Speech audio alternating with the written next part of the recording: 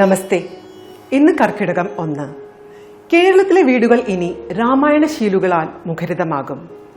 പഞ്ഞക്കർക്കിടകം എന്നറിയപ്പെടുന്ന കർക്കിടക മാസത്തിലെ ദാരിദ്ര്യവും കഷ്ടപ്പാടുകളും മറികടക്കാൻ മനസ്സിനെയും ശരീരത്തെയും പ്രാപ്തമാക്കാൻ വേണ്ടി ആചാര്യന്മാർ നമുക്ക് ഉപദേശിച്ചതാണ് രാമായണ പാരായണം.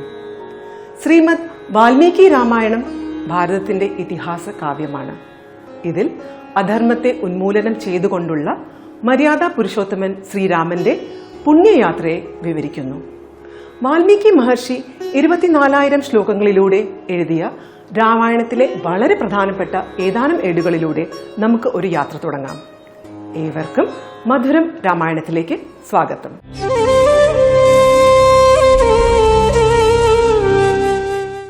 ശ്രീമദ് വാൽമീകി രാമായണം 7 കാണ്ഡങ്ങളായാണ് ക്രമീകരിച്ചിരിക്കുന്നത്. ബാലകാന്ഡം, അയോധ്യാകാന്ഡം, ആരണ്യകാന്ഡം, കിഷ്കിന്ധാകാന്ഡം, സുന്ദരകാന്ഡം, യുദ്ധകാന്ഡം, ഉത്തരകാന്ഡം എന്നിങ്ങനെയാണ് ഇവ അറിയപ്പെടുന്നത്. ആദ്യമായി നമുക്ക് രാമായണ പാരായണം കേൾക്കാം. പാരായണം ചെയ്യുന്നത് ഡോക്ടർ ലക്ഷ്മിദാസ്. പാരായണ ഭാഗങ്ങൾ നമുക്കായി വിശദീകരിക്കുകയാണ് സ്വാമി ചിദാനന്ദപുരി.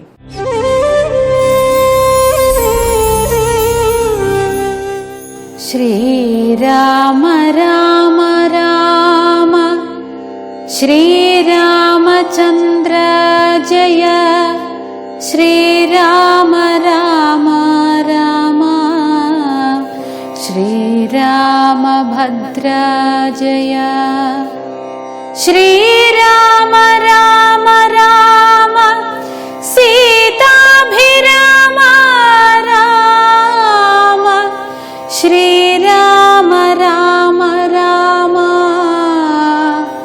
ലോകാഭിരാമ ജയ ശ്രീരാമ രാമ രാമ രാവണാന്തക രാമ ശ്രീരാമ മമ ഹൃദി രമതാം രാമ രാമ ശ്രീരാഘവാത്മാ രാമ ശ്രീരാമ രമാപദേ ശ്രീരാമ രമണീയ വിഗ്രഹ നമോസ്തുതേ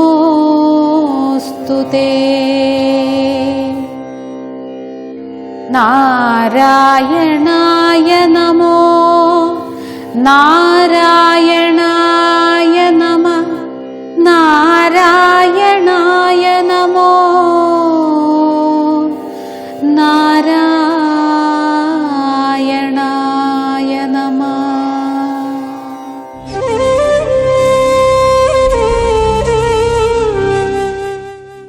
ഓം ഗുരുർബ്രഹ്മാ ഗുരുർവിഷ്ണു ഗുരുർദേവോ മഹേശ്വരഃ ഗുരു സാക്ഷാത് പരം ബ്രഹ്മ തസ്മൈ ശ്രീ ഗുരവേ നമഃ. ഓം സദാശിവസമാരംഭാം ശങ്കരാചാര്യമധ്യമാം അസ്മദാചാര്യപര്യന്താം വന്ദേ ഗുരുപരമ്പരാം.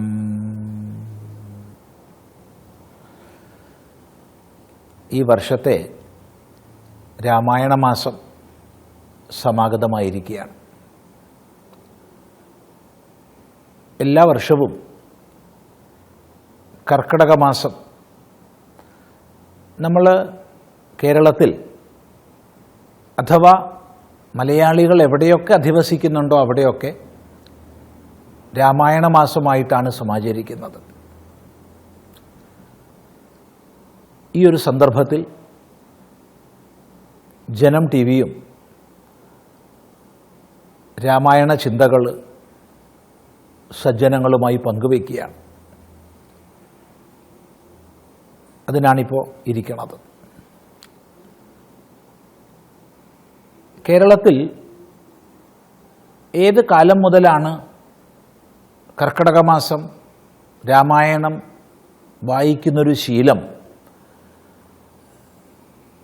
ഗൃഹങ്ങളിലും മറ്റും ഉണ്ടായതെന്ന് നമുക്കറിയില്ല. പക്ഷെ ഒന്നറിയാം, സുദീർഘകാലമായി, നൂറ്റാണ്ടുകളായി ആ ഒരു ശീലം കേരളത്തിലുണ്ടായിട്ടുണ്ട്.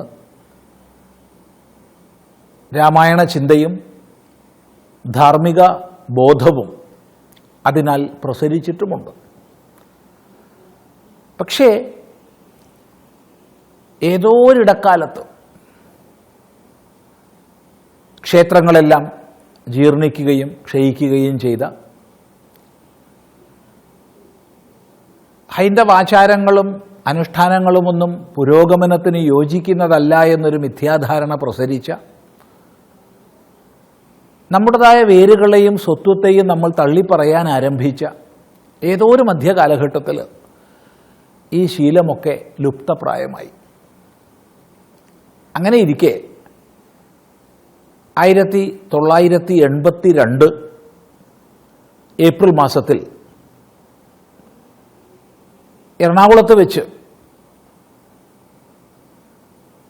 പരമപൂജനീയരായ സന്യാസി ശ്രേഷ്ഠരുടെ നേതൃത്വത്തിൽ വിശാല ഹിന്ദു സമ്മേളനം നടന്നു. ഹൈന്ദവ പ്രസ്ഥാനങ്ങളുടെ മുഴുവൻ ആഭിമുഖ്യത്തിൽ. ആ സന്ദർഭത്തിൽ കർക്കിടകത്തിൽ രാമായണം പാരായണം ചെയ്യുന്നൊരു ശീലം കേരളത്തിൽ വളർത്തിയെടുക്കണം എന്നൊരു തീരുമാനം വന്നു. അതോടുകൂടി സമൂഹം ഒന്നാകെ ആ ആചാര്യന്മാരുടെ അഥവാ ആചാര്യസഭയുടെ തീരുമാനത്തെ സ്വീകരിക്കുകയും ഇന്ന് വളരെ വ്യാപകമായി ഗൃഹങ്ങളിലും ക്ഷേത്രങ്ങളിലും വിദ്യാലയങ്ങളിലും എന്ന് വേണ്ട മലയാളികൾ അധിവസിക്കുന്നിടത്തൊക്കെ കർക്കിടകം രാമായണ മാസമായിട്ട് സമാചരിക്കുകയാണ്.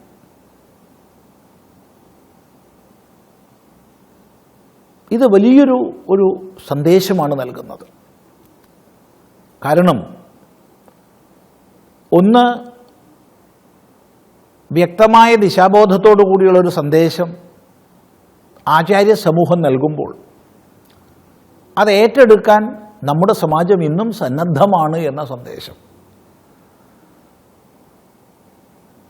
ഇത് വളരെ പ്രധാനമാണ്. അതുപോലെ അന്ന് 1982 ഈ ഒരു ആഹ്വാനം വന്ന സമയത്ത് അതിനെ വളരെ നിന്ദിക്കുകയും വിമർശിക്കുകയും ഇത് കേരളത്തെ വർഗീയമാക്കി തീർക്കാനുള്ള പരിശ്രമമാണെന്നൊക്കെ രേഖപ്പെടുത്തുകയും ചെയ്ത പല മാധ്യമങ്ങളും ഇന്ന് കർക്കിടകം 1 രാമായണ മാസം എന്ന നിലയ്ക്ക് അവരുടെ പത്രത്താളുകളിൽ പ്രചരണം ചെയ്യുന്നത് നമ്മൾ കാണുന്നുണ്ട്. വളരെ സന്തോഷകരമാണ് ഈ പരിവർത്തനം. ഏതായാലും അതിൻ്റെ ഭാഗമായി രാമായണ ചിന്തകളിൽ നമ്മൾ ഒത്തുചേരുകയാണ്. രാമായണം ധർമ്മവ്യാഖ്യാനമാണ്.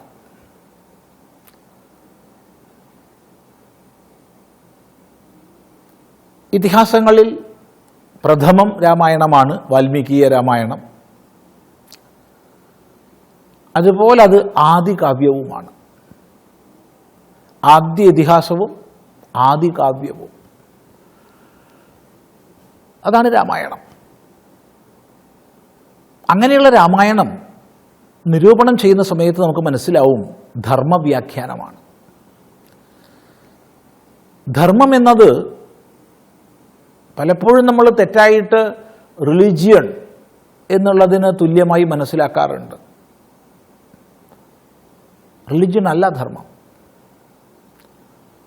ധർമ്മം ഈ പ്രപഞ്ച വ്യവസ്ഥയാണ്, ഈ പ്രപഞ്ച താളമാണ്.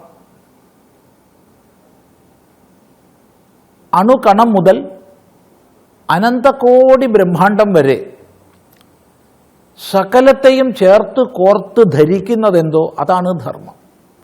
ധാര്യത്തെ അനേന സർവം ഇതി ധർമ്മ.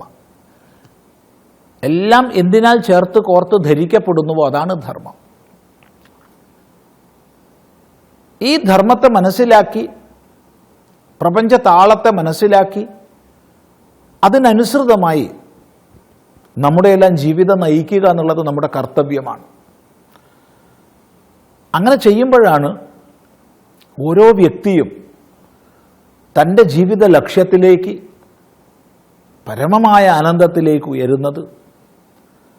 അതോടൊപ്പം വ്യക്തിയുടെ ഉയർച്ചയോടൊപ്പം ഈ സമാജവും സ്നേഹപൂർണമായി ഒന്നായി നിലനിൽക്കുന്നത്. അപ്പം വ്യക്തിയുടെ ജീവിതത്തിൽ പരമപുരുഷാർത്ഥ പ്രാപ്തിക്കും സമാജത്തിൻ്റെ നിലനിൽപ്പിനും ആധാരമാണ് ധർമ്മം. ആ ധർമ്മത്തെ ചൂണ്ടിക്കൊണ്ട് വേദം പറഞ്ഞു, ധർമ്മം ചര, ധർമ്മം ആചരിക്കൂ. നമ്മളോടെല്ലാമുള്ള ആഹ്വാനമാണ്, ധർമ്മം ആചരിക്കൂ. ഇത് പറയാനും പ്രസംഗിക്കാനും വളരെ എളുപ്പമാണ്. പക്ഷേ സ്വജീവിതത്തിൽ ആചരിക്കുക എളുപ്പമല്ല.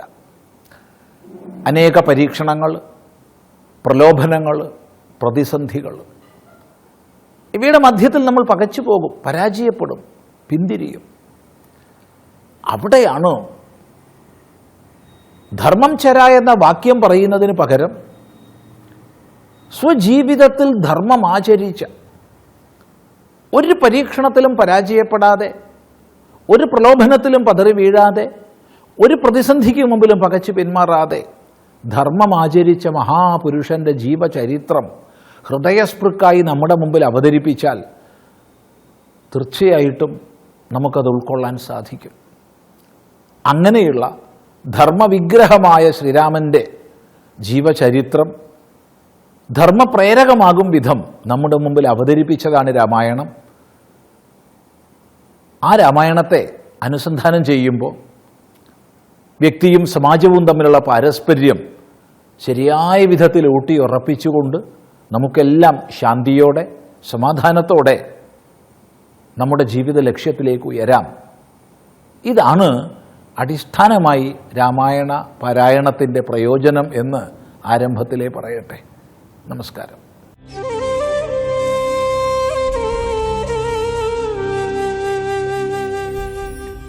കർക്കിടക മാസത്തിൽ ശ്രീരാമക്ഷേത്രം ദർശനം നടത്തുക എന്നതും ഒരു വലിയ പുണ്യം തന്നെയാണ്. ക്ഷേത്ര ദർശനത്തിലൂടെ ദുരിതങ്ങളും മനപ്രയാസങ്ങൾ അകറ്റാനും ജീവിതത്തിൽ ഒരു പുത്തൻ ഉണർവ് കൊണ്ടുവരാനും ഭക്തർക്ക് സാധിക്കുന്നു. ഇന്ന് ദർശനത്തിലൂടെ തൃപ്രയാർ ശ്രീരാമസ്വാമി ക്ഷേത്രത്തിലെ വിശേഷങ്ങൾ നമുക്കറിയാം.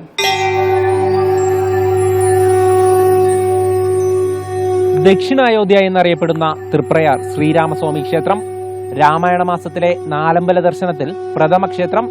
പ്രസിദ്ധമായ ആറാട്ടുപുഴ പൂരത്തിന് നെടുനായകത്വം വഹിക്കുന്ന തൃപ്രയാർ തേവരുടെ സന്നിധിയിലേക്ക്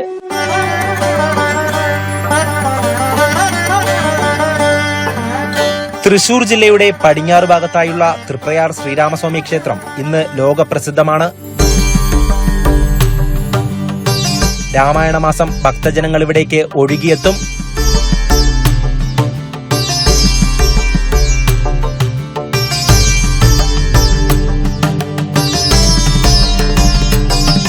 രാമമന്ത്രം ജപിച്ച് നാലമ്പല ദർശനത്തിനെത്തുന്ന ഭക്തർ ആദ്യം വണങ്ങുന്നത് തൃപ്രയാറപ്പനെയാണ്. മഹാവിഷ്ണുവിന്റെ ഏഴാമത്തെ അവതാരമായ മര്യാദാ പുരുഷോത്തമനായ ശ്രീരാമന്റെ ഖരവധത്തിനു ശേഷമുള്ള അത്യുഗ്രഭാവത്തോടുകൂടിയുള്ള പ്രതിഷ്ഠയാണ്. ഇരുവശത്തുമായി ഭൂമിദേവിയും ലക്ഷ്മി ദേവിയുമുണ്ട്. മഹാവിഷ്ണുവിന്റെ അഞ്ജനശിലാ പ്രതിഷ്ഠയിൽ കിഴക്കോട്ട് ദർശനമായി തൃപ്രയാറപ്പൻ കുടികൊള്ളുന്നു. ശ്രീദേവി ഭൂദേവി സമേതനായ ത്രിമൂർത്തി ചൈതന്യമുള്ള മൂർത്തിയായ തൃപ്രയാറപ്പനെ ദർശിച്ചാൽ കടുത്ത ദുരിതങ്ങൾ അകലുമെന്നാണ് വിശ്വാസം. ഭഗവാന്റെ കൈകളിലെ ശംഖചക്രങ്ങൾ വിഷ്ണുവിനെയും കോദണ്ഡം ശിവനെയും അക്ഷമാല ബ്രഹ്മാവിനെയും പ്രതിനിധീകരിക്കുന്നു. ഇരുവശവുമുള്ളത് ഊരകത്തമ്മയും ചേർപ്പിലമ്മയുമാണെന്ന് വിശ്വസിച്ചു വരുന്നു. ശ്രീകോവിലിനെ ചുറ്റിയുള്ള നാലമ്പലം അതിവിശാലമാണ്. പുറഞ്ചുമരുകൾ വിളക്കുമാടം കൊണ്ട് അലങ്കൃതം. സന്ധ്യയ്ക്കിവയിൽ തിരിയിട്ട് കത്തിക്കുമ്പോൾ അതിസുന്ദരമാകും. 5 പൂജ, 3 ശിവേലി, പിന്നെ അതോടൊപ്പം തന്നെ നമ്മൾ മണ്ഡപത്തിൽ ഹനുമാന്റെ സാന്നിധ്യമുണ്ട്. ദേവരുടെ മുമ്പിലായിട്ട് തന്നെ ചാത്തൻ്റെ ഒരു സാന്നിധ്യം. ഇവിടെ സങ്കല്പത്തിൽ ഹനുമാന്റെ അതെ ചാത്തൻ്റെ അതെ സങ്കല്പമാണ്, പ്രതിഷ്ഠയായിട്ടൊന്നുമില്ല. പ്രതിഷ്ഠയേക്കാൾ പ്രാധാന്യം സങ്കല്പത്തിന് കൂടും. കാരണം എന്താ വെച്ചാൽ പ്രതിഷ്ഠ എന്ന് പറയുമ്പോൾ നമ്മൾ മുമ്പിൽ കാണുന്നതായിട്ടുള്ള ഒരു ഇത് മാത്രമേ ഉള്ളൂ. സങ്കല്പം അത് നമുക്ക് എങ്ങനെ വേണമെങ്കിലും ആവാമല്ലോ. ഹനുമാന്റെ പ്രതിഷ്ഠ എന്ന് പറയുമ്പോൾ നമ്മുടെ മനസ്സിൽ അത് തെളിഞ്ഞു വരും. ആ ഒരു രൂപം മനസ്സിൽ കണ്ടുകൊണ്ട് തന്നെ നമുക്ക് ആ ദേവനെ ആരാധിക്കാനും പൂജകൾ ചെയ്യാനുമുള്ള ഒരു അവസ്ഥ വന്നു ചേരും. അതുകൊണ്ടാണ് ഈ പ്രതിഷ്ഠയേക്കാൾ കൂടുതൽ പ്രാധാന്യം സങ്കല്പ ശക്തിക്ക് ഉണ്ടെന്ന് പറയുന്നത്. ഒരു മഹാക്ഷേത്രത്തിനു വേണ്ട എല്ലാ പൂജാകർമ്മങ്ങളും ഇവിടെയുണ്ട്. വെടിവഴിപാട് ഇവിടുത്തെ പ്രധാന ചടങ്ങാണ്.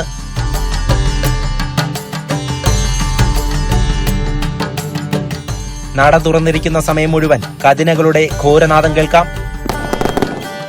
പിന്നിലെ ഐതിഹ്യം എന്ന് പറഞ്ഞു കഴിഞ്ഞാല് ഇവിടെ സീതേനെ കട്ടുകൊണ്ടുപോയി.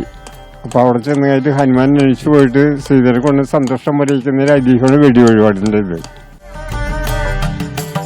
വെടിവഴിപാട് പോലെ തന്നെ പ്രധാനമാണ് മീനൂട്ടലും. മഹാവിഷ്ണുവിന്റെ ആദ്യത്തെ അവതാരമായ മത്സ്യാവതാരത്തിനെ ഊട്ടുന്നുവെന്ന സങ്കല്പത്തിലാണ് മീനൂട്ടൽ നടത്തുന്നത്.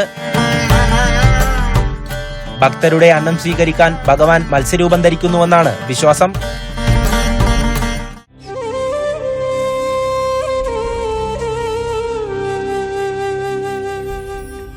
തൃപ്പയാറപ്പന് മുന്നിലൂടെ ഒഴുകുന്ന തീവ്ര നദിയിൽ നിറയെ മീനുകളുണ്ട്.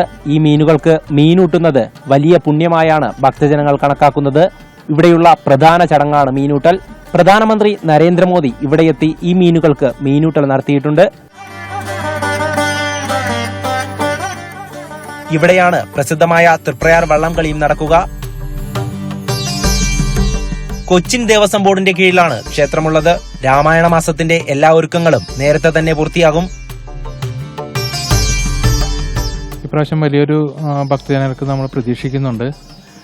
ഏകദേശം 4000-ഓളം പേർക്ക് തന്നെ മഴ നനയാതെ അകത്ത് നിൽക്കാനുള്ള സംവിധാനവും 2000-ഓളം പേർക്ക് പുറത്തും അതുപോലെ മഴ നനയാതെ നിൽക്കാനുള്ള എല്ലാ സംവിധാനങ്ങളും കൊച്ചിൻ ദേവസ്വം ബോർഡിന്റെ നേതൃത്വത്തിൽ ഒരുക്കി കഴിഞ്ഞിട്ടുണ്ട്. വരുന്ന ഭക്തജനങ്ങൾക്ക് സുഗമമായി ദർശനം നടത്തുന്നതിനുള്ള സൗകര്യങ്ങളും ക്യൂ സിസ്റ്റം അങ്ങനെ തുടങ്ങി എല്ലാവിധ കാര്യങ്ങളും നമ്മൾ ഏർപ്പെടുത്തി കഴിഞ്ഞിട്ട് പോലീസിന്റെ വിവിധ സംഘടനകളുടെയൊക്കെ സഹായത്തോടു കൂടി തന്നെ പുറത്തും അകത്തുമൊക്കെ ആയിട്ട് വിവിധ വരുന്ന ഭക്തജനങ്ങൾക്ക് വെള്ളം അങ്ങനെ അതുപോലെയുള്ള സൗകര്യങ്ങളെല്ലാം തന്നെ ഇവിടെ ഒരുക്കിയിട്ടുണ്ട്.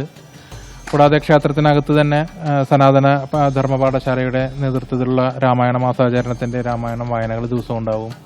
പിന്നെ ആധ്യാത്മിക പുസ്തകശാലയുണ്ട്. അങ്ങനെ വരുന്ന ഒരു ആധ്യാത്മികമായ ഒരു ഭക്തി സാന്ദ്രമായ ഒരു അന്തരീക്ഷം ഇവിടെ ഉണ്ടാക്കുന്നുണ്ട്. വരുന്ന ഭക്തജനങ്ങൾക്ക് യാതൊരു തടസ്സവും കൂടാതെ വഴിപാടുകൾ ഭംഗിയായിട്ട് നടത്തുന്നതിനും വലിയ താമസമില്ലാതെ നല്ല രീതിയിൽ നാലമ്പല ദർശനം നടത്തുന്നതിനുള്ള സൗകര്യങ്ങളും വിപുലമായ തോതിൽ ഇപ്രാവശ്യം നടത്തിയിട്ടുണ്ട്. പ്രധാനമന്ത്രി നരേന്ദ്രമോദിയുടെ ക്ഷേത്ര ദർശനത്തിന് ശേഷം മറ്റു സംസ്ഥാനങ്ങളിൽ നിന്നടക്കം നിരവധി ഭക്തജനങ്ങൾ ഇങ്ങോട്ടേക്ക് എത്തുന്നതായി ദേവസ്വം മാനേജർ പറയുന്നു. പൊതുവെ തന്നെ പുറത്തുനിന്ന് കേരളത്തിന് പുറത്ത് നോർത്ത് ഭാഗത്തു നിന്നൊക്കെ ഒരുപാട് ആൾക്കാർ ക്ഷേത്രത്തിൽ ദർശനത്തിന് വരുന്നതായി നമ്മളിപ്പോൾ പതിവായിട്ട് കാണാറുള്ളതാണ്. അവർ క్షేత్రത്തിന്റെ അദ്ദേഹం వന്നതിന് శేషం തന്നെ అతరతిലുള്ള ഒരു తిరక్కు നമുക്ക് నన్నాయి అనుభవపట్టు తొడగిട്ടുണ്ട്. నా పేరు వచ్చేసి రజని. మేము తెలంగాణ నుంచి వచ్చాము. మేము ఇక్కడికి వచ్చినప్పుడు ఈ టెంపుల్ ఎట్లుంటుందో అనుకున్నాము. దాన్ని చూసిన తర్వాత మా తెలంగాణ టెంపుల్స్ ఇక్కడికి చాలా బాగా నచ్చినాయి. మాకు టెంపుల్ అయితే గ్రేట్ ఎక్స్పీరియన్స్ కూడా మాకు వచ్చినందుకు కూడా చాలా హ్యాపీగా ఫీల్ అవుతున్నాము. ఇంకా వేరే వాళ్ళకి కూడా చెప్పడానికి కూడా బాగుందండి టెంపుల్. హరే రామ హరే కృష్ణ, జై శ్రీకృష్ణ, జై శ్రీరామ్. വർഷങ്ങളായി സ്ഥിരമായി തൃപ്രയാറപ്പനെ കാണാനെത്തുന്ന അമ്മമാരുമുണ്ട് ഇവിടെ. 10-26 കൊല്ലമായിട്ട് മുടങ്ങാണ്ട് ഈ നേരത്ത് വന്ന ടി വിയിൽ കേട്ട് ഞാൻ പോകുള്ളൂ. രാമായണ മാസം പ്രധാനമാണ്. എന്താ വെച്ചാൽ ഇപ്പം ഈ വരുന്ന തിങ്കളാഴ്ച ഉദ്ഘാടനം, അതിൻ്റെ ഇതിന് എല്ലാവരും ദേവസ്വക്കാരൊക്കെ വരും ഉദ്ഘാടനത്തിന്. ഇവിടെ ഉച്ചപൂജയ്ക്ക് മുമ്പ് ഈ 4 അമ്പലത്തിലും ഭഗവാൻ ക്രമത്തിൽ തൊഴണം. ഏറ്റവും മൂത്ത ചേട്ടനാണ് ഇവിടെ ഇരിക്കുന്നത്. അതിൻ്റെ താഴെയുള്ള ആളാണ് ഭരതൻ ഇരിഞ്ഞാലക്കുട. അത് കഴിഞ്ഞിട്ട് പിന്നെ മൂഴിക്കുളത്തേക്ക് പോകണം. അവിടെയാണ് ലക്ഷ്മണൻ ഇരിക്കുന്നത്, ഭഗവാന്റെ ഒപ്പം സഹായിയായിട്ടുള്ള ആൾ. അത് കഴിഞ്ഞിട്ട് അരിപ്പാട്ടി ആദ്യം ഇങ്ങോട്ട് മടങ്ങി വരണം. അങ്ങനെ 4 ചേട്ടനന്മാരെയും ഒന്നിച്ച് ഉച്ചപൂജയ്ക്ക് മുമ്പ് തൊഴുത പ്രധാനമാണ്.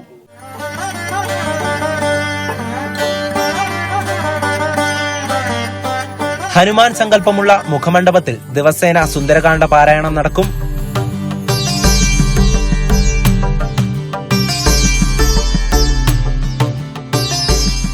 നാലമ്പലത്തിനകത്ത് 2 ഗണപതി പ്രതിഷ്ഠകളും കാണാം.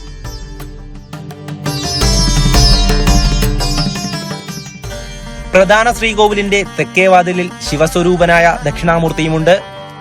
നാലമ്പലത്തിന് പുറത്ത് പ്രത്യേക ശ്രീകോവിലിൽ അമൃതകലശം കൈയിലേന്തിയ അപൂർവ പ്രതിഷ്ഠയാണ് ശാസ്താവിനുള്ളത്. മണ്ഡലകാലത്ത് ശബരിമലയ്ക്ക് പോകുന്ന തീർത്ഥാടകർ ഈ നടയിൽ വച്ചാണ് മാലയിടുന്നതും കെട്ടുനിറയ്ക്കുന്നതും. വടക്കുഭാഗത്ത് പ്രത്യേക ശ്രീകോവിലിൽ ശ്രീകൃഷ്ണ ഭഗവാന്റെ പ്രതിഷ്ഠ. ഗോശാല കൃഷ്ണനായാണ് പ്രതിഷ്ഠാ സങ്കല്പം. ശ്രീകോവിലിന് ചുറ്റും ഒരു ഗോശാലയുടെ ആകൃതിയിൽ പ്രദക്ഷിണ വഴിയുമുണ്ട്.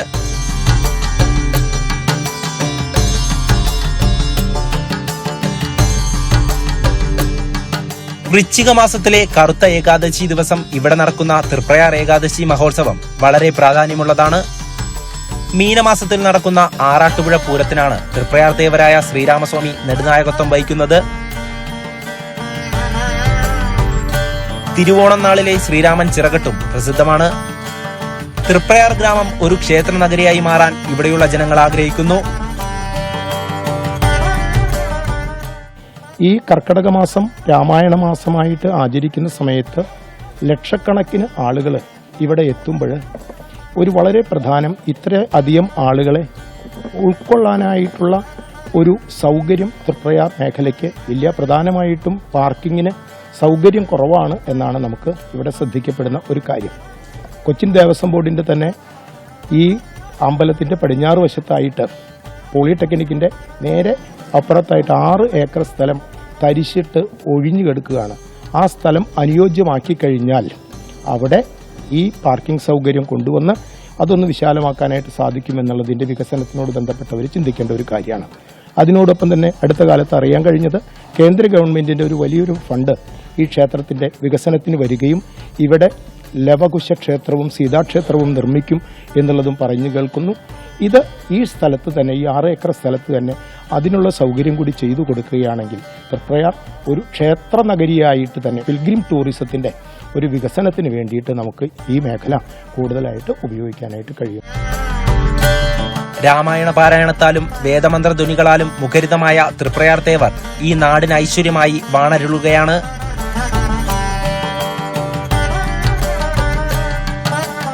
തൃപ്രയാറപ്പന് മുന്നിൽ പുണ്യം തേടി നിരവധി ഭക്തജനങ്ങളാണ് സംസ്ഥാനത്തിന് പുറത്തുനിന്നടക്കം ഇങ്ങോട്ടേക്ക് എത്തുന്നത്. ഈ രാമായണ മാസത്തിലെ നാലമ്പല ദർശനത്തിന്റെ തുടക്കമാണിവിടെ. ക്യാമറമാൻ വിപിൻ കോതശ്ശിറയ്ക്കൊപ്പം എം മനോജ്, ജനം, തൃശൂർ. രാമായണം കേട്ടുകൊണ്ടുണരുന്ന പ്രഭാതവും സന്ധ്യാനേരത്തെ രാമായണ പാരായണവും കാലത്തിനതീതമായി ഇന്നും അതിന്റെ എല്ലാ പ്രൗഢിയോടുകൂടി നിലനിൽക്കുന്നു. കേട്ടാൽ ലഭിക്കുന്ന പുണ്യം, അതാണ് രാമായണം. വീണ്ടും കാണാം. നമസ്തേ.